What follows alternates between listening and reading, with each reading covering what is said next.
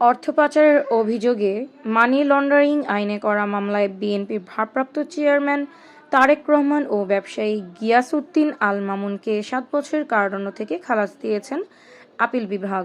বৃহস্পতিবার প্রধান বিচারপতি সৈয়দ রেফাত আহমদের নেতৃত্বাধীন সুপ্রিম কোর্টের আপিল বিভাগের বেঞ্চ রায় দেন।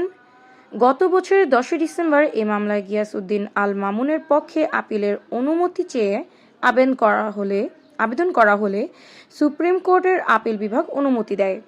২০০৯ সালের ২৬শে অক্টোবর ঢাকার ক্যান্টনমেন্ট থানায় মানি লন্ডারিং আইনে মামলাটি দায়ের করেছিল দুর্নীতি দমন কমিশন দুদক।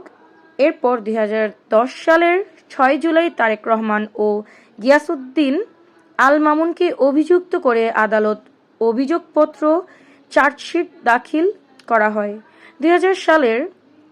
২০১১ সালের ৮ই আগস্ট এ মামলায় তাদের বিরুদ্ধে অভিযোগ গঠন করেন আদালত। মামলায় অভিযোগ করা হয় টঙ্গীতে প্রস্তাবিত ৮০ মেগাওয়াট বিদ্যুৎ কেন্দ্র স্থাপনের কাজ পাইয়ে দেওয়ার জন্য নির্মাণ কনস্ট্রাকশন কোম্পানি লিমিটেডের চেয়ারম্যান খাদিজা ইসলামের কাছ থেকে গিয়াসউদ্দিন আল মামুন ২০,৪১,২৫,৮৪৩ টাকা নেন। সিঙ্গাপুরে এ টাকা লেনদেন হয়। এরপর মামুন ওই অর্থ সিঙ্গাপুরের ক্যাপিটাল স্ট্রিটের সিটি ব্যাংক এতে আর নামের ব্যাংক হিসাবে জমা করেন।